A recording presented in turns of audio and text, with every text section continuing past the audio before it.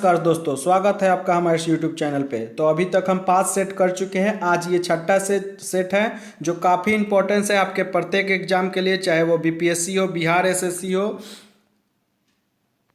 BSSC हो। तो ये सेट नंबर 6 है और कल ही नोटिफिकेशन जारी हुआ है यूपी पीसीएस के लिए। तो ये उसके लिए भी काफ़ी इंपॉर्टेंट है। सभी क्वेश्चंस जीके और जीएस के इसमें लिए गए हैं और टोटल 60 क्वेश्चन का सेट है और काफ़ी इंपॉर्टेंट क्वेश्चन है। तो ध्यान से सेट लगाइए और साथ में अपने नोटबुक में जो हम बोले इंपॉर्टेंट चीज़ उसको नोट करते चलिए। तो चलिए शुरू करते हैं। सेट 6 का पहला क्वेश्चन है, निम्नलिखित में से किस संशोधन अधिनियम को लघु संशोधन कहा जाता है। तो इससे पहले ही हम बता चुके हैं कि 42वें संविधान संशोधन जो 1946 में हुआ, इसको क्या 76 में हुआ, इसको क्या कहते हैं, लघु संशोधन के नाम से जानते हैं। अच्छा, ये किसके सिफारिश पे हुआ था तो ये नोट कर लीजिएगा, सरदार स्वर्ण सिंह समिति के सिफारिश पे 42वां संविधान संशोधन हुआ था जो 1946 में आया। और इसमें प्रमुख बातें बोली गई, जिसको भी नोट कर लीजिए। अब इसकी प्रमुख बातें थी कि पहला नंबर, प्रस्तावना में 3 शब्द जोड़ा गया, जिसका नाम है, प्रस्तावना में 3 शब्द समाजवादी, धर्मनिरपेक्ष एवं एकता और अखंडता शब्द जोड़े गए इसी संविधान संशोधन के तहत, 42वें संविधान संशोधन के तहत। तो पहला क्या चीज़ था, प्रस्तावना में 3 शब्द जोड़ा गया, एकता, अखंडता, धर्मनिरपेक्ष और समाजवादी, ये नोट कर लीजिए। दूसरा क्या चीज़ था, इसी संशोधन के तहत नीति निर्देशक सिद्धांत को मूल कर्तव्य से नीति निर्देशक सिद्धांत को मूल कर्तव्यों पर जो है सर्वोच्चता सुनिश्चित कर दी गई इसी 42वां संविधान संशोधन के तहत। और तीसरा प्रमुख विशेषता इसकी ये थी कि इसी संशोधन के तहत भाग 4 के बाद भाग 4 को जोड़ा गया, जिसमें क्या जोड़ा गया, मौलिक कर्तव्य। और मौलिक कर्तव्य हमारा कितना है तो 10 मौलिक कर्तव्य उस समय थे, लेकिन अब कितने मौलिक कर्तव्य हो गए हैं, अब 42वें संविधान संशोधन द्वारा 10 मौलिक कर्तव्य जोड़े गए, लेकिन अब कितने मौलिक कर्तव्य है, 11 मौलिक कर्तव्य है। एक कौन लास्ट में जोड़ा गया तो ये 11वां जो जोड़ा गया 86वें संविधान संशोधन 2002 के तहत। इसमें बोला गया कि 6 से 14 वर्ष के बच्चे को अनिवार्य शिक्षा दिया जाएगा। तो इस क्वेश्चन में 42वें संविधान संशोधन में इतनी जानकारियां हमको मिलती है।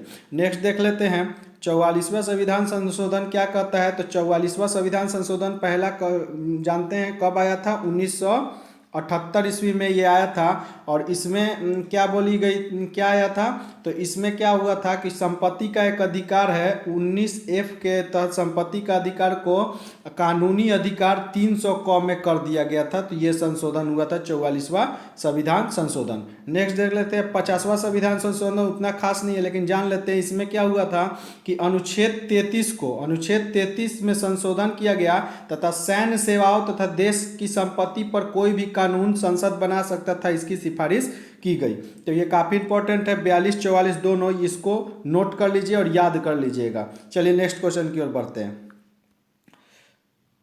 दूसरा क्वेश्चन है कि भारत में पंचायती व्यवस्था सर्वप्रथम किस राजस्थान और कहाँ पे प्रारंभ हुई। तो बता दें कि राजस्थान के नागौर जिला में प्रारंभ हुई और राजस्थान के साथ साथ ये आंध्र प्रदेश में ही प्रारंभ हुई। आपको बता दें कि प्रथम प्रधानमंत्री पंडित जवाहरलाल नेहरू के काल में,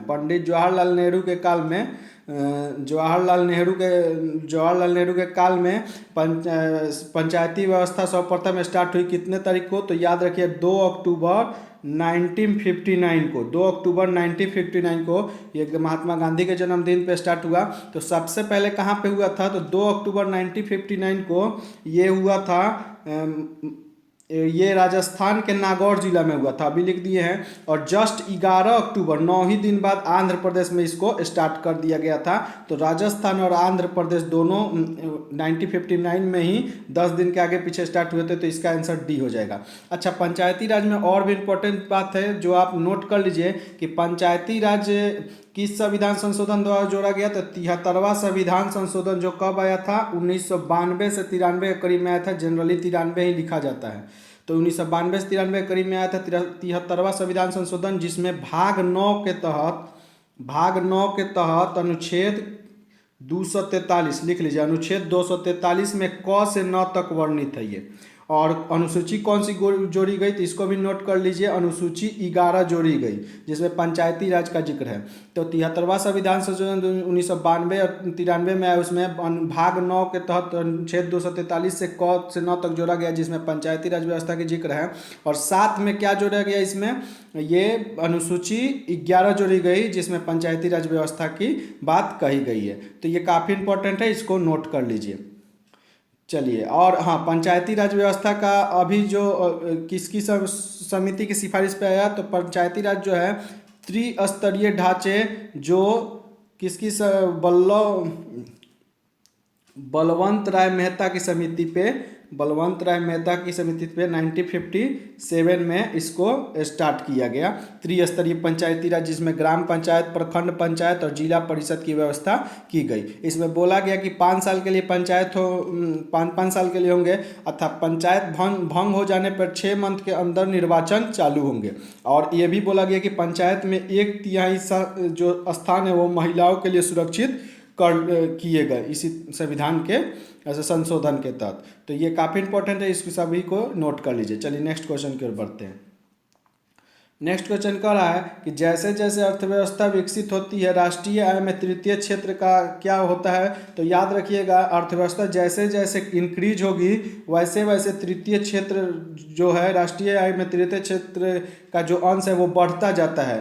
तृतीय क्षेत्र काफ़ी इंपॉर्टेंट है और हमारी अर्थव्यवस्था का लगभग 56% भाग तृतीय क्षेत्र पर ही निर्भर है। अच्छा, ये प्रथम द्वितीय तृतीय क्षेत्र ये क्या है, तो इसको समझ लीजिए। प्रथम क्षेत्र में जो आता है, प्रथम क्षेत्र में फर्स्ट स्टेज में जो आता है, इसमें कृषि आता है, वन आता है, नोट कर लीजिए जल्दी जल्दी, कृषि, वन, मत्स्य और खान, ये प्रथम स्टेट में आता है। सेकंड में क्या आता है, सेकंड क्षेत्र में आता है विनिर्माण कंपनी या निर्माण कंपनी जो भी आती है, ये सब सेकंड क्षेत्र में। अच्छा, थर्ड में क्या आता है, तो परिवहन आता है, व्यापार आता है, व्यापार, परिवहन, संचार, बैंकिंग, ये सब थर्ड में है। तो जाहिर सी बात है अर्थव्यवस्था कब विकसित होगी, जब ये सभी चीज़ आगे बढ़ेगी। तो ये याद रखिएगा। इसी को तृतीय क्षेत्र को सेवा क्षेत्र भी कहते हैं, नोट कर लीजिए, बहुत इंपॉर्टेंट है। तृतीय क्षेत्र को ही सेवा क्षेत्र कहते हैं और इसका लगभग हमारी अर्थव्यवस्था में 56% इसका योगदान है। तो ये काफ़ी इंपॉर्टेंट है, इसको नोट कर लीजिए।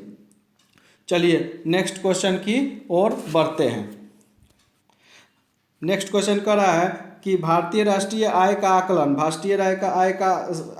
कौन करता है, तो याद रखिएगा, राष्ट्रीय आय का आकलन हमेशा केंद्रीय सांख्यिकी संगठन करता है। याद रखिएगा, नेशनल स्टैटिस्टिकल ऑर्गेनाइजेशन। इसकी स्थापना कब हुई थी, 1951 ईस्वी में इसकी स्थापना हुई थी, जवाहरलाल नेहरू के काल में। यही राष्ट्रीय आय के आकलन, केंद्रीय सांख्यिकी संगठन राष्ट्रीय आय के आकलन का ये आकलन जो है केंद्रीय सांख्यिकी संगठन ही करता है। स्थापना बता ही दिया। और एक चीज़ हमेशा याद रखिएगा कि सर्वप्रथम राष्ट्रीय आय है तथा प्रति व्यक्ति आय के बारे में हम लोगों को जानकारी कौन दिए थे, तो याद रखिएगा, सबसे पहले दादा भाई नौरोजी ने इसके बारे में जानकारी दिए थे। 1867 से 68 इस समय है, यानी जनरली 68 ही लिखा जाता है। तो इस समय दादा भाई नौरोजी ने एक पुस्तक लिखा था, poverty of on British rule in India, और उसी में इसकी जानकारी दिए थे। और प्रति व्यक्ति आय ये 20 रुपया, इनका अनुमान लगा था कि प्रति व्यक्ति भारत की आय 20 रुपया है, प्रत्येक व्यक्ति 20 रुपया है। तो ये काफ़ी इंपॉर्टेंट है, इसको याद रखिए। इसके बाद पंडित जवाहरलाल नेहरू के काल में ये एक आयोग का गठन हुआ, राष्ट्रीय आय के आयोग का गठन हुआ। तो ये काफ़ी इंपॉर्टेंट है, याद रखिएगा। दादा भाई नौरोजी के बारे में इंपॉर्टेंट है, the property upon British rule in India, वही लिखे थे। तो चलिए नेक्स्ट क्वेश्चन की ओर बढ़ते हैं। नेक्स्ट क्वेश्चन कह रहा है, निम्नलिखित में से भारत की राष्ट्रीय आय का सबसे मुख्य स्रोत, तो जाहिर सी बात है, अभी बताए तृतीय क्षेत्र, और उसी को क्या कहते हैं, सेवा क्षेत्र भी कहते हैं। अभी बताए 56% लगभग इसका इसी हिस्सा होता है। कृषि प्रथम में आता है, उद्योग सेकंड क्षेत्र में आता है, व्यापार थर्ड क्षेत्र में आता है। चलिए नेक्स्ट क्वेश्चन की ओर देखते हैं। आर्थिक नियोजन विषय है। आर्थिक नियोजन किसकी विषय है, तो याद रखिएगा, आर्थिक नियोजन समवर्ती सूची की विषय है। समवर्ती सूची वैसी सूची होती है जिसमें राज्य और केंद्र दोनों अपना नियम बना सकते हैं। तो समवर्ती सूची का ये विषय है आर्थिक नियोजन। और बता दें कि भारत में आर्थिक नियोजन संबंधी प्रस्ताव सबसे पहले 1934 ईस्वी में आया था। वो कौन थे? तो विश्वेश्वरैया नाम के एक इंजीनियर थे। विश्वेश्वरैया नाम के एक इंजीनियर थे। इनकी पुस्तक आई थी planned economic for India. Planned economic for India लिख लीजिएगा, इन्हीं की पुस्तक थी। विश्वेश्वरैया, इन्हीं की पुस्तक planned economic for India. Planned economic for India भी कहीं कहीं इनको बोला जाता है। इसी में इन्होंने सबसे पहले आर्थिक नियोजन के बारे में जानकारी दी थी। चलिए नेक्स्ट क्वेश्चन की ओर बढ़ते हैं। सभी क्वेश्चन काफ़ी इंपॉर्टेंट है और जो जो हम बात कर रहे हैं उसको नोट कर लीजिएगा नोटबुक पे, काफ़ी इंपॉर्टेंट है। UP PCS, Bihar SSC, Bihar PCS सभी के लिए इंपॉर्टेंट है, तो इसको नोट करते चलिएगा। नेक्स्ट क्वेश्चन देखिए, दूसरी पंचवर्षीय योजना की रूपरेखा सेकंड वाले की किसने तैयार की थी? तो याद रखिएगा सेकंड वाला का रूपरेखा पीसी महानबोलिस ने तैयार किया था। यहाँ पे ऑप्शन देख लेते हैं। देखिए यहाँ पे दिया है सेकेंड वाले को पीसी महानबोलिस ने तैयार किया था सेकेंड वाले की। अच्छा, फर्स्ट वाला का तो याद रखिएगा हेरोल्ड डोमल मॉडल पर, हेरोल्ड डोमल मॉडल पे ये आधारित है फर्स्ट वाला। सेकेंड वाला पीसी महानबोलिस ने तैयार किया था। फर्स्ट में कृषि पे जोर दिया गया था, प्रथम में कृषि पे जोर दिया गया था और सेकंड में क्या किया गया था? उद्योग और निर्माण पे जोर दिया गया था, जिसमें राउरकेला, ये रायपुर, ये सब इंडस्ट्री बैठा। चलिए नेक्स्ट क्वेश्चन की ओर बढ़ते हैं। राष्ट्रीय कृषि और ग्रामीण विकास बैंक नाबार्ड की स्थापना किस पंचवर्षीय योजना की अवधि में हुई? तो नाबार्ड की जो स्थापना हुई ये पांचवी, ये नाबार्ड की जो स्थापना हुई ये इनमें से किसी के नहीं होगी, क्योंकि पांचवी भी नहीं होगी। ये छठी पंचवर्षीय योजना के तहत हुई थी इंदिरा गांधी के काल में, तो इसलिए इसमें से कोई भी नहीं, ई इसका आंसर हो जाएगा। नाबार्ड छठी पंचवर्षीय योजना के तहत नाबार्ड बैंक की स्थापना हुई थी कब? 19 जुलाई 1982। किसका काल था? ये काल था इंदिरा गांधी जी का। तो इसी में नाबार्ड की स्थापना हुई और इसीलिए ये आंसर ही हो जाएगा। और एक चीज़ आपको और बता दें कि इसी काल में ही इंदिरा गांधी ने सबसे पहले क्या बोला? गरीबी हटाओ का नारा दिया। यही छठी पंचवर्षीय योजना में गरीबी उन्मूलन, गरीबी हटाओ का नारा इसी पंचवर्षीय योजना के तहत दिया गया। पंचवर्षीय योजना क्या है? तो योजना आयोग प्रत्येक 5-5 वर्ष पे पंचवर्षीय योजना निकालता था। अब योजना आयोग को हटाकर नीति आयोग प्रधानमंत्री नरेंद्र मोदी जी ने 1 जनवरी 2015 से कर दिए हैं। चलिए नेक्स्ट क्वेश्चन देखते हैं। कह रहा है नेक्स्ट क्वेश्चन, भारत का आर्थिक सुधार का जनक किसे कहा जाता है? तो आपको बता दें भारत में आर्थिक सुधार का जनक मनमोहन सिंह को कहा जाता है। मनमोहन सिंह जब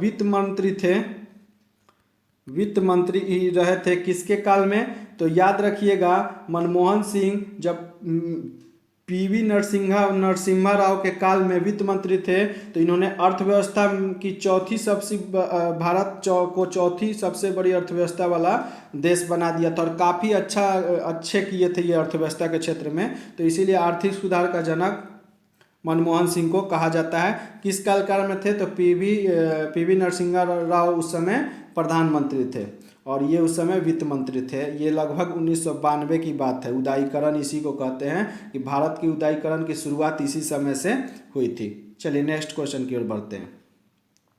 भारत में सबसे अधिक कॉफ़ी उत्पन्न कौन करता है? तो कॉफ़ी का सबसे ज़्यादा उत्पन्न कर्नाटक करता है। कॉफ़ी सबसे ज़्यादा कहवा कर्नाटक उत्पन्न करता है। लगभग 68% कॉफ़ी का उत्पादन कर्नाटक करता है और दूसरे स्थान पर केरल है।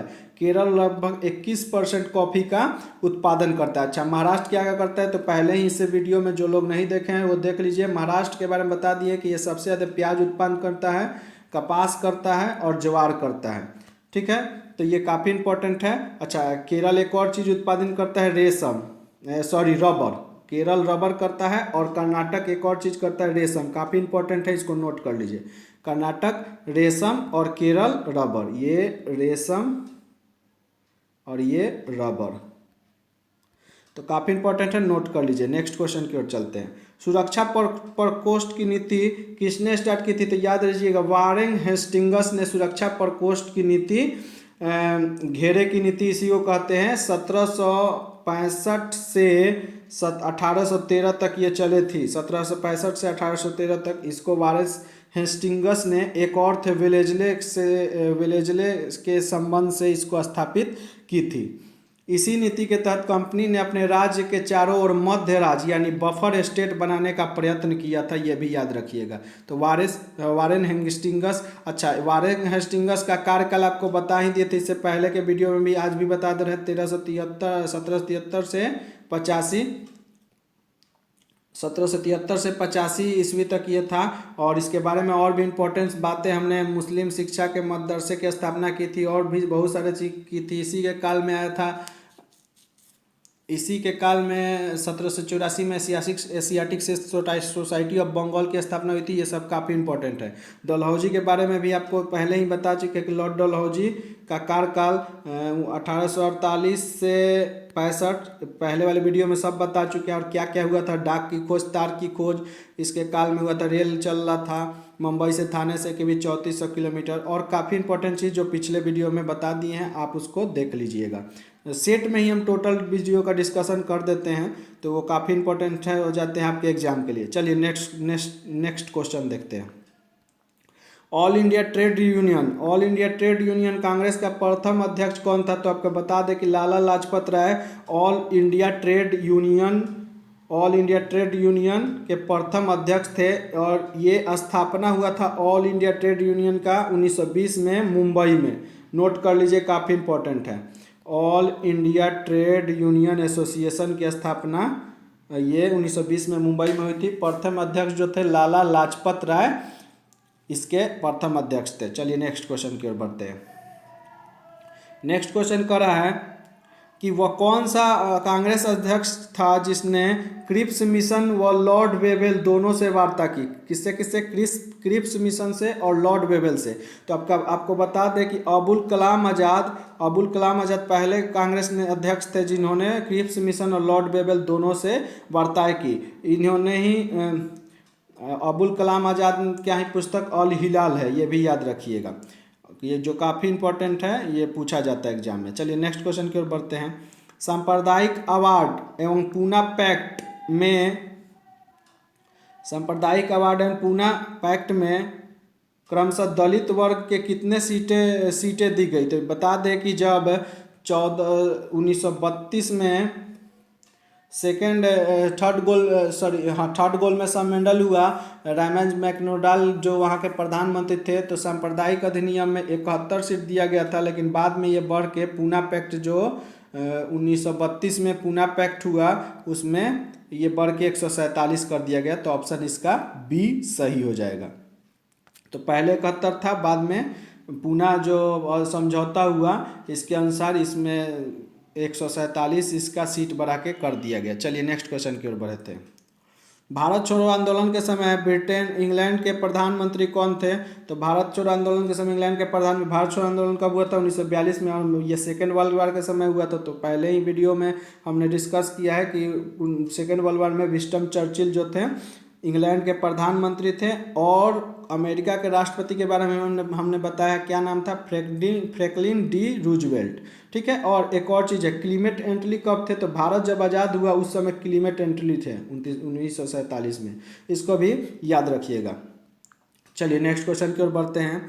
नेक्स्ट क्वेश्चन कह रहा है कि निम्नलिखित उद्योगों में से कौन से व्यक्ति लंबे समय तक AIC के खजांची रहे और 1930 में जेल भेज दिए गए? तो जमाल लाल बजाज जो थे AIC के खजांची रहे और बाद में 1930 में इनको जेल भेज दिया गया। चलिए नेक्स्ट क्वेश्चन देखते हैं। 1947 में भारतीय राष्ट्रीय कांग्रेस के दिल्ली अधिवेशन की अध्यक्षता किसने की थी? तो बता दें कि विशेष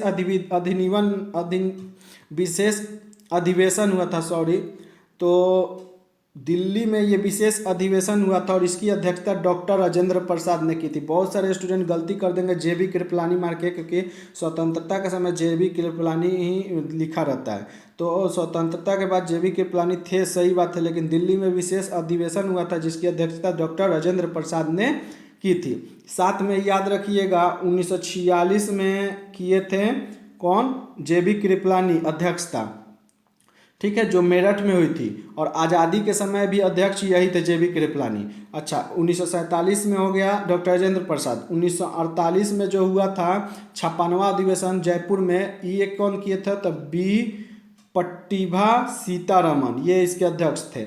और 1950 में हुआ था जो नासिक में, पुरुषोत्तम दास टंडन उसके अध्यक्ष थे। तो ये इंपॉर्टेंट है, नोट कर लीजिए। चलिए नेक्स्ट क्वेश्चन देखते हैं।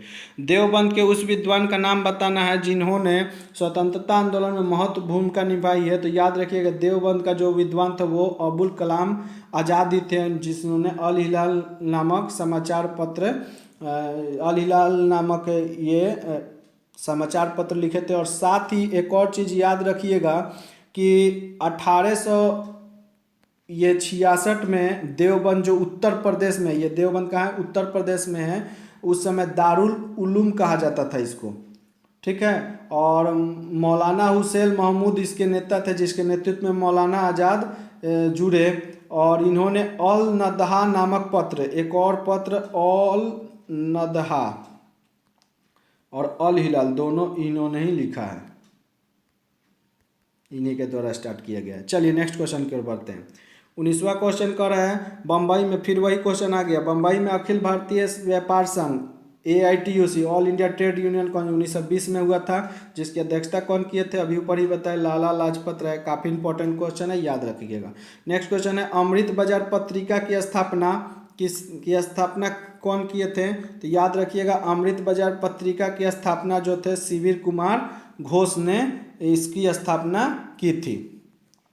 चलिए नेक्स्ट क्वेश्चन की ओर बढ़ते हैं। गांधी म्रिम समझौता के हस्ताक्षर होने में किसने महत्वपूर्ण भूमिका निभाई थी। तो गांधी इमरिम समझौता जो 1931 ईस्वी में हुआ था, इसमें तेग बहादुर सप्रू ने बहुत ही महत्वपूर्ण भूमिका निभाई थी। इस समझौता होने में तेज बहादुर सप्रू ने महत्वपूर्ण भूमिका निभाई थी। चलिए नेक्स्ट क्वेश्चन देख लेते हैं। निष्क्रिय विरोध के सिद्धांत का प्रतिपादन किसने किया था। तो अरविंद घोष ने निष्क्रिय सिद्धांत का प्रतिपादन किया था, अरविंद घोष ने। और साथ में आपको ये भी बता दें कि ये अरविंद घोष थे प्रथम ICS परीक्षा पास कर किए थे 1890 में, लेकिन घुड़सवारी जो में फेल होने के कारण इनको बाहर निकाल दिया गया। इन्होंने एक समाचार पत्र भी निकाली थी जिसका नाम था युगांतर, बहुत इंपॉर्टेंट है युगांतर, इसको नोट कर लीजिए, ये अरविंद घोष ने ही निकाली थी। तो काफ़ी इंपॉर्टेंट है ये, और इसको नोट कर लीजिए। चलिए नेक्स्ट क्वेश्चन की ओर बढ़ते हैं।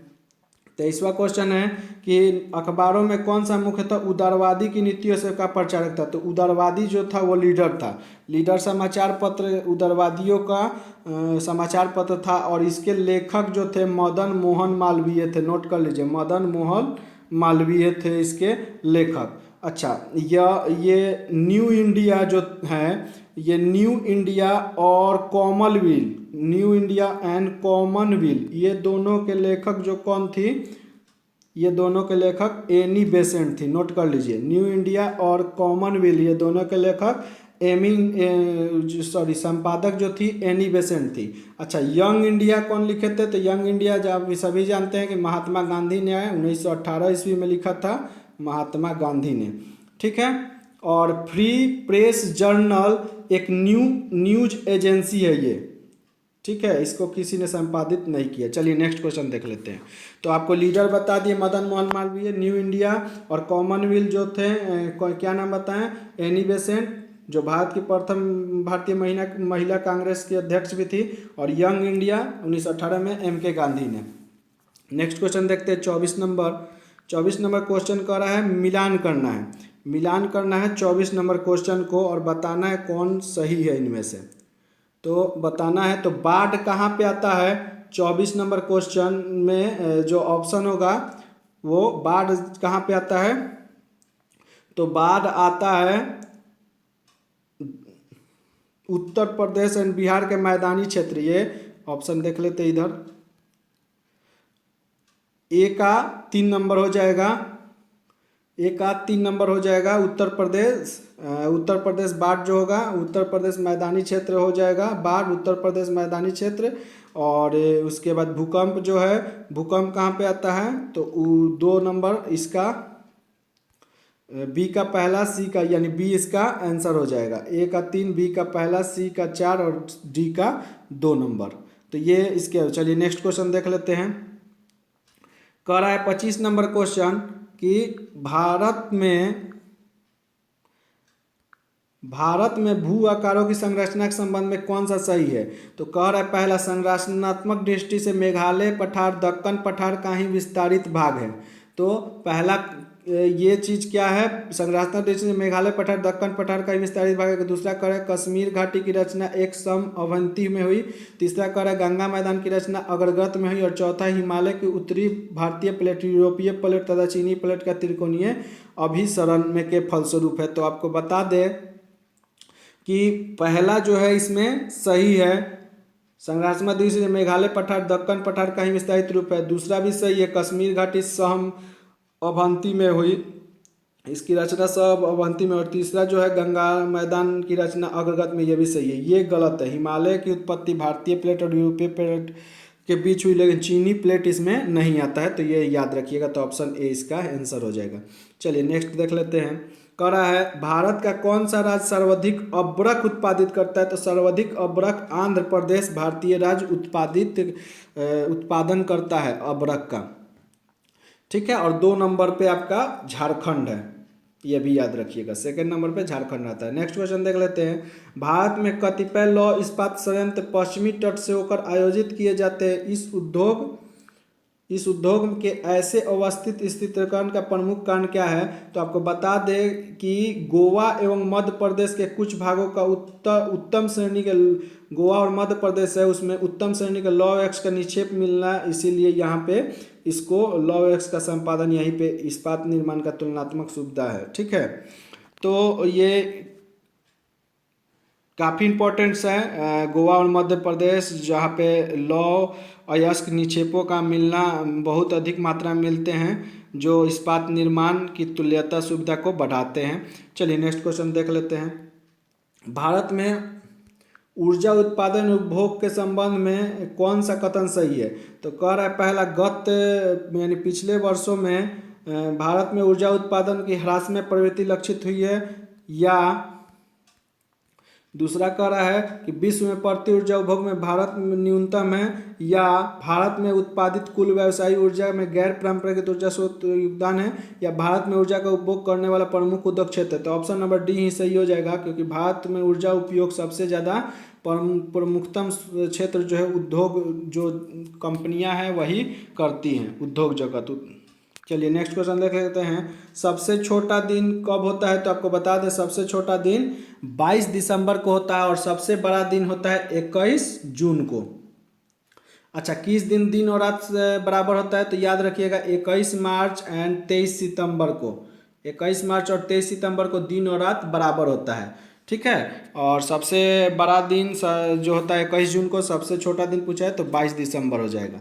चलिए नेक्स्ट क्वेश्चन कह रहा है सूर्य ग्रहण तब होता है कब। तो सूर्य ग्रहण कब होगा, जब सूर्य और पृथ्वी के बीच में चंद्रमा बीच में हो, यानी 30 का ए आंसर सही हो जाएगा।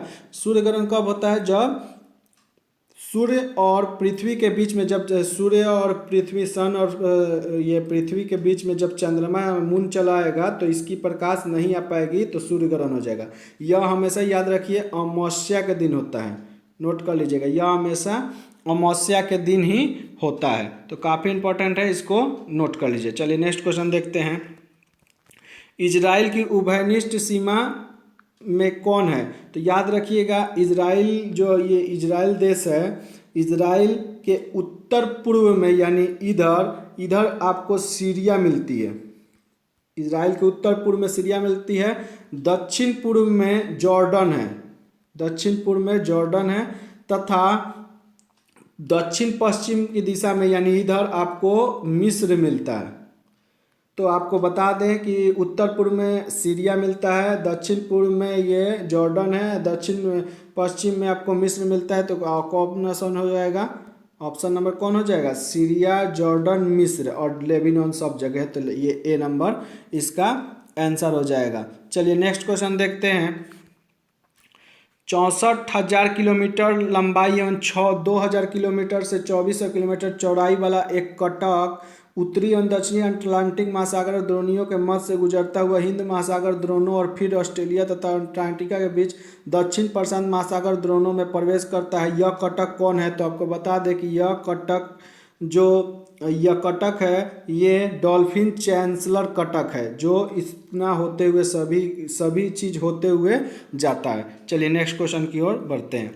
महासागर में ऊंचे जल तरंग कैसे उठते हैं? तो महासागर में ऊंचे जल तरंग चंद्रमा के आकर्षण के कारण होता है। सूर्य और चंद्रमा के आकर्षण के कारण, लेकिन सबसे ज्यादा चंद्रमा के आकर्षण के कारण, गुरुत्वाकर्षण के कारण ही ऊंचे ज्वार उठते हैं। और बता दें कि सूर्य, चंद्रमा और पृथ्वी जब एक ही दिशा में हो, एक ही लाइन में हो, तो दीर्घ ज्वार का अनुभव किया जाता है और ये पूर्णिमा और अमावस्या को होते हैं।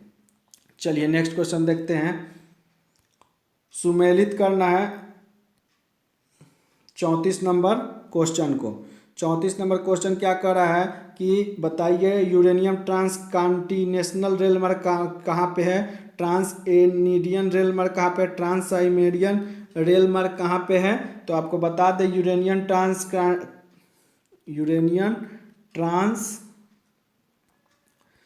कॉन्टिनेंट रेल मार्ग जो है बुनियस आयर्स से, यानी ये जो हो जाएगा यूरेनियम, कहाँ गया, यूरेनियम ट्रांस कॉन्टिनेंटल रेल मार्ग जो है पेरिस से बारसा हो जाएगा, यानी बी नंबर इस तरह करके चौथा आंसर हो जाएगा बी का। तीसरा हो जाएगा एंड ट्रांस इंडियन रेल मार्ग बुनियस आयर्स से वालपराइजो, और ट्रांस साइबेरियन रेल मार्ग जो है लेनिनग्राद से व्लादिवोस्तोक, और ओरिएंटिक एक्सप्रेस है पेरिस से इस्तांबुल जाता है। तो ऑप्शन नंबर इसका बी हो जाएगा। चलिए नेक्स्ट क्वेश्चन देखते हैं। समुद्री तल पर पृथ्वी के केंद्र के सबसे निकट क्या होता है? तो बता दें समुद्री तल पर पृथ्वी के केंद्र के सबसे निकट जो होता है उत्तरी ध्रुव होता है। उत्तरी ध्रुव ये होता है क्योंकि भूमध्य रेखा पर पृथ्वी उभरी हुई है, इसलिए समुद्र तल से ये सबसे दूर होती है। और उत्तरी ध्रुव पर पृथ्वी क्या है, चपटी हुई दिखाई देती है, इसलिए ये सबसे नज़दीक है। चलिए देख लेते हैं नेक्स्ट क्वेश्चन। गुलाम वंश का प्रथम शासक कौन था? तो गुलाम वंश का प्रथम शासक जो था कुतुबुद्दीन ऐबक 1206 से 1210 चौगान खेलते समय इसकी मृत्यु हो गई कुतुबुद्दीन ऐबक की। और इसी का नया उत्तराधिकारी आराम शाह के बाद इल्तुतमिश बना। और इल्तुतमिश के बारे में पिछले ही वीडियो में, पिछले ही सेट में हमने पूरा डिस्कस कराया है कि इल्तुतमिश क्या क्या किया था। इसके बारे में पूरा तुर्के चल्हानी के आविष्कार किया था, कुतुब मीनार को पूरा कराया था, साथ में चांदी का टका और तांबा का जित्तल चालू कराया था, इलबरी तुर्क था। ये काफ़ी जानकारी हमने पिछले वीडियो में दी थी। अच्छा, यहाँ पे एक रजिया है, तो रजिया प्रथम भारतीय मुस्लिम शासिका है, महिला शासिका है, ये भी याद रखिएगा। इल्तुतमिश के बाद इसकी बेटी रजिया सुल्तान बनी। और इसके बाद जो बलवन बना, तो बलवन के बारे में आज कुछ आप जान जाइए। बलवन का जो वास्तविक नाम है बहाउद्दीन है, याद रखिएगा, बहाउद्दीन बलवन। इसने क्या किया, इसने अपने कार्यकाल में 40 चलेगानी जो इल्तुतमिश पूरा किया था उसको इसने ख़त्म कर दिया। साथ ही गयासुद्दीन बलवन जो थे, इसने गयासुद्दीन बलवन बाद में नाम अपना रखा। इसने क्या किया, दिल्ली के गद्दी पर 1266 ईस्वी में ये बैठा। साथ ही सिजदा एवं पैबोस प्रथा चालू कराया। फारसी रीति रिवाजों से, बहुत इंपॉर्टेंट क्वेश्चन है, फारसी रीति रिवाजों से नौरोज उत्सव मनाने की घोषणा की। ठीक है। और इसी के काल में आमिर खुसरू आए, इसी के काल में, याद रखिएगा, बलवन के काल में आमिर खुसरू इसी के काल में। और आपको बता दें कि आमिर खुसरू सबसे ज़्यादा दिन तक दिल्ली सल्तनत में रहने वाले इंसान हैं। आमिर खुसरू लगभग बलवन से ये कब तक, ये जो है ये बलवन के काल से बलवन के काल से बहुत अधिक दिन तक यानी खिलजी तुगलक वंश तक ये रहे थे। चलिए नेक्स्ट क्वेश्चन देखते हैं। कह रहा है अलाउद्दीन खिलजी के आक्रमण के समय देवगिरी का शासक कौन था? तो आपको बता दें अलाउद्दीन खिलजी के आक्रमण के समय देवगिरी का जो शासक था उसका नाम था रामचंद्र देव। तो इसमें कहीं भी ऑप्शन नहीं दिया है, इसका ऑप्शन ई हो जाएगा। चलिए नेक्स्ट क्वेश्चन की ओर बढ़ते। अच्छा एक चीज़ और है, अलाउद्दीन खिलजी अपने पिता को ही अपने राजा को मार के ही जलालुद्दीन खिलजी को मार कर ही गद्दी पर बैठा। अलाउद्दीन खिलजी में काफ़ी इंपॉर्टेंट चीज़ एक और बात आता है जो आप ये लोग ध्यान में रखिएगा कि अलाउद्दीन खिलजी जो था ये इसका बचपन का नाम अली और गुसरफ था, साथ में इसने नगद वेतन और सबसे विशाल अस्थाई सेना इसी के पास था। काफ़ी इंपॉर्टेंट क्वेश्चन पूछता है, अस्थाई सेना इसी के पास सबसे ज़्यादा था। नगद वेतन दिया लोगों को, घोड़ा दागने सैनिकों का हुलिया लिखने का काम किया तथा भू राजस्व कर 1/2 कर दिया, यानी आधा आपको भू राजस्व कर में कर दिया। साथ में ही अगर आप लूट के कोई धन ले जाते हैं तो उसके पहले था कि 1/4 राजा को देना है, इसने बढ़ा के 3/4 कर दिया। ये काफ़ी इंपॉर्टेंट है, इसको याद रखिएगा। इसने क्या किया, ये मलिक काफूर जो दिया है इसने दक्षिण में मलिक काफूर को भेजा, दक्षिण के राज्य को जीतने के लिए मलिक काफूर को भेजा। तो ये काफ़ी इंपॉर्टेंट है, इसको याद रखिएगा। चलिए नेक्स्ट क्वेश्चन की ओर बढ़ते हैं। सभी भक्ति संतों के मध्य एक समान विशेषता क्या थी? तो सभी भक्ति संतों के मध्य एक समान विशेषता की कि उसने वही वाणी में भाषा में अपना प्रचार किया, अपना भाषा दिया जिसको उसके भक्त समझते थे। जाहिर सी बात है, भाषा समझेंगे तब ना उसके बारे में जानेंगे, तो वही भाषा का प्रयोग किया। चलिए नेक्स्ट क्वेश्चन बढ़ते हैं। भारत में जनसंख्या वृद्धि के इतिहास में कौन सा वर्ष महाविभाजन वर्ष कहलाता है? तो 1921 को महाविभाजन वर्ष कहते हैं और 1951 को लघु विभाजन, दोनों याद रखिएगा। लघु विभाजन कहे तो ज़्यादा वाला हो जाएगा यानी 1951 हो जाएगा, और महाविभाजन कहे तो 1921 हो जाएगा।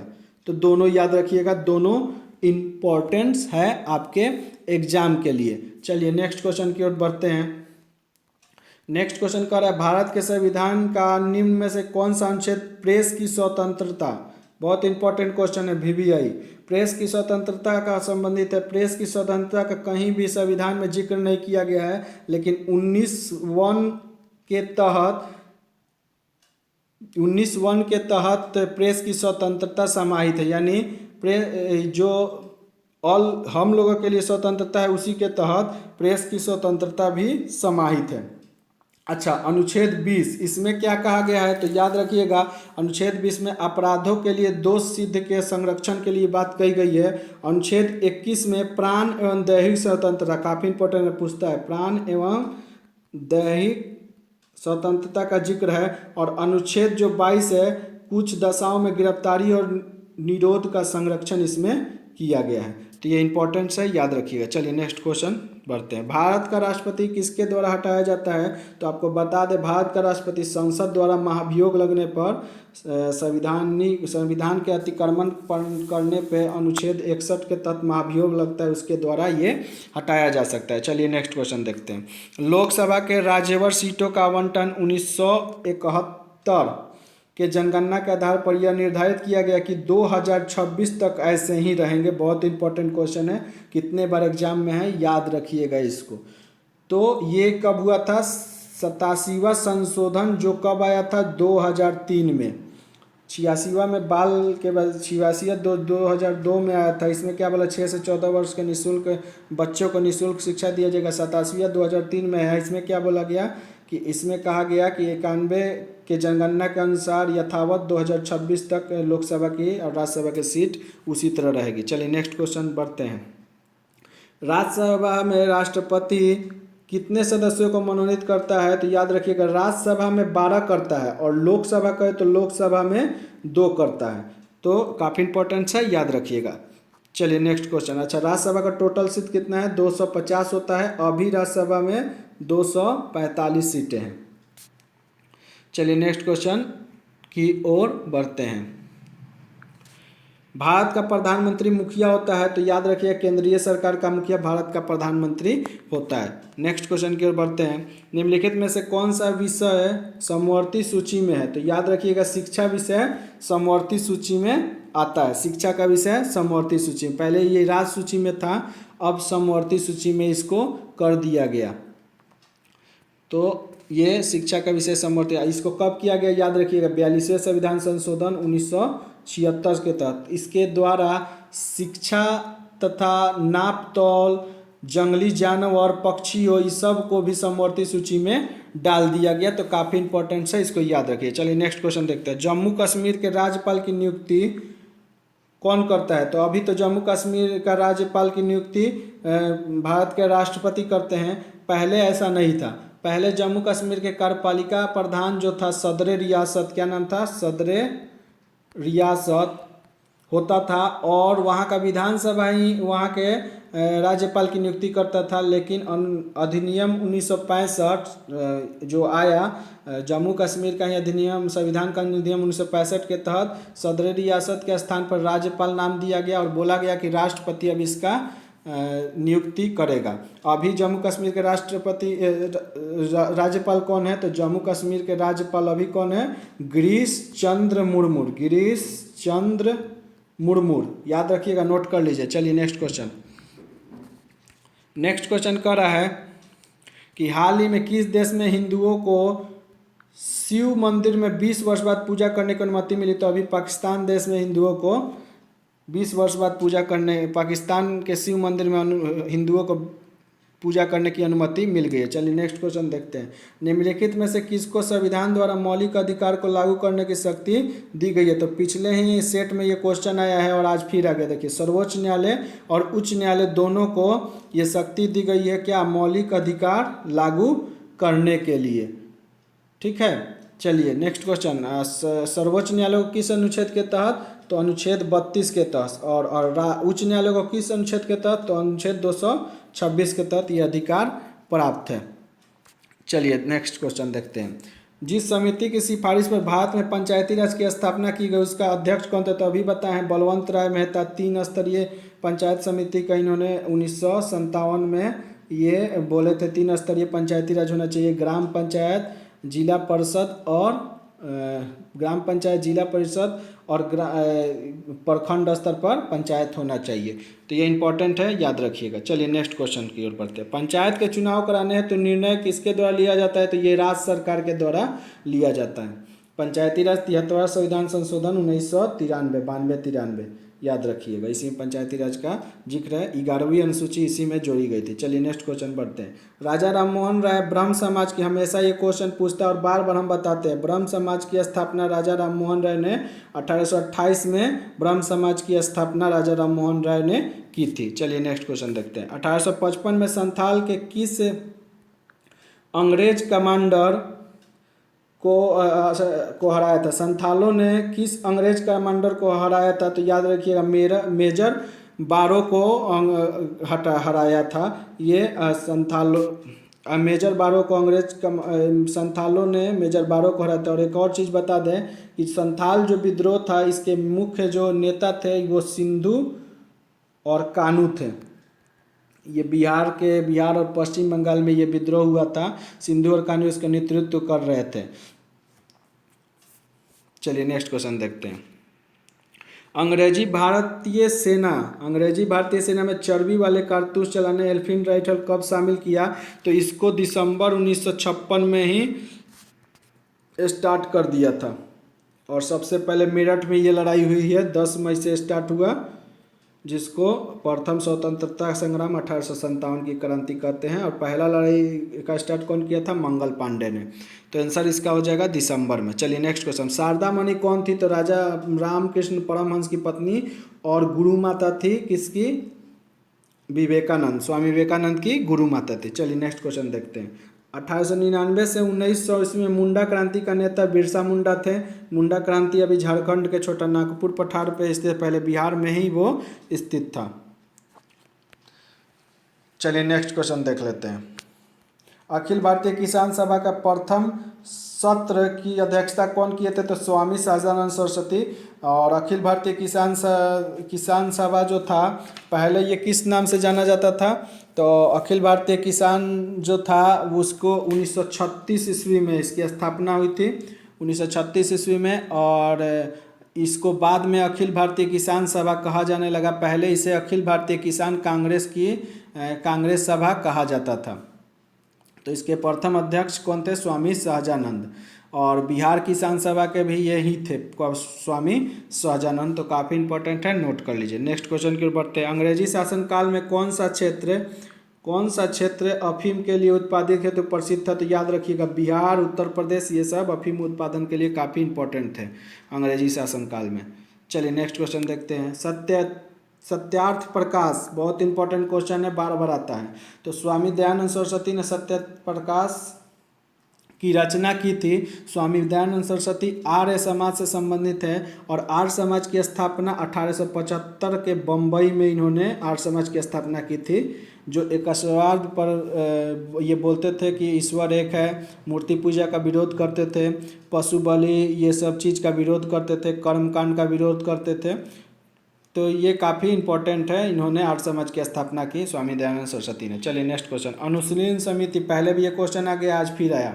अनुशीलन समिति कौन थे? तो एक क्रांतिकारी संगठन थी। 1905 में जो बंगाल विभाजन हुआ उसी के समय में इस क्रांतिकारी संगठन का गठन हुआ और इसका मुख्य केंद्र ढाका था, जो अभी बांग्लादेश में पड़ता है। तो ढाका अनुशीलन समिति का गठन ये किसने किया था? तो याद रखिएगा, पुलिन दास ने किया था। पुलिन दास, नोट कर लीजिएगा, पुलिन दास। चलिए नेक्स्ट क्वेश्चन की ओर बढ़ते हैं। किसने कहा था, और इसका ऑप्शन नहीं है लेकिन बता देते हैं, किसने कहा था कांग्रेस आंदोलन ना तो लोगों द्वारा प्रेरित है और ना ही उनके द्वारा सोचा गया और योजनाबद्ध किया गया है? तो याद रखिए, अबुल कलाम आज़ाद ये चीज़ बोले थे, अबुल कलाम आज़ाद। तो ये काफ़ी इंपॉर्टेंट क्वेश्चन थे, 60 प्रमुख क्वेश्चन थे जो हमने आपको करवाएं और बहुत ही इंपॉर्टेंट क्वेश्चन थे। तो अभी तक आपने चैनल को सब्सक्राइब नहीं किया है तो सब्सक्राइब कर दे, लाइक कर दे और शेयर कर दे ये सभी वीडियो को, ताकि हम जो भी आगे आपको वीडियो डालें वो सब आप देख सकें और सभी सेट को पूरी तरह हल कर सकें और अपने एग्ज़ाम में इससे लाभ उठा सकें। तो अब एक और आपको गुड न्यूज़ हम देने वाले हैं कि अब डेली 15 से 20 क्वेश्चन का डेली आपको करंट अफेयर्स इसी चैनल पे हम करवाएंगे। करंट अफेयर्स इसी चैनल पे डेली 15 से 20 क्वेश्चन का करंट अफेयर्स इसी चैनल पे करवाएंगे। तो लगे रहिए, क्योंकि हम देख रहे हैं और आप भी जानते हैं कि 30% करंट अफेयर्स इंपॉर्टेंट हैं हर एक एग्जाम के लिए, 30% पूछे जाते हैं। तो याद रखिए, डेली चैनल को अभी चैनल को सब्सक्राइब कीजिए ताकि जो भी वीडियो अपलोड हो उससे आप लाभ उठा सके। Thank you, all the best.